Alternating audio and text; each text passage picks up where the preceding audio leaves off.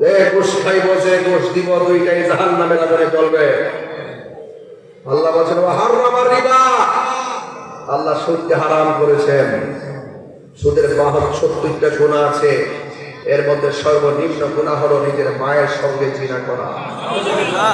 এরপর আপনি সুদ খাবেন, আত্মর মারির টাকা গোষ্ঠী কিনাই টাকা রে, প্রয়োজনে গাছতলায় থাকবো, প্রয়োজনে বাস্তলায় থাকবো, সুদপুরকে সমর্থন দিব না, সুদ করে সাজাইতে যাব না, বামে যাব না, সামনে যাব না, পিছনে যাব না, এবং ঘরের মানুষকে সুদ খাওয়াইয়া বিভ্রান্ত করে আমি এই চলাচলি মাথায় নিব না। আমি ৭০ লক্ষ টাকা ৩০ লক্ষ টাকা সুদের টাকা ব্যাংকে রেখে গেলাম, আমি কবরে গেলে আমি ভাত খাবো আর এই টাকা দিয়ে সন্তান মাস্তানি করবে।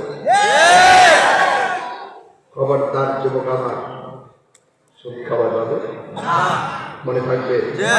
যারা মুত্তাকি তারা কখনো সুদ খায় না। মুত্তাকি যারা সুদ খায়, মুত্তাকিরা ভরসা করে একজনের উপরে, তিনি কে? আরো বড় করে তিনি কে?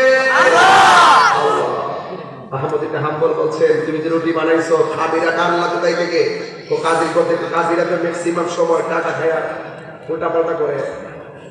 আমি রুটি খাবো না, একটা কাজ করো, কি করতে হবে? বলছে যে এই রুটিগুলো কোনো ভিক্ষুক আসলে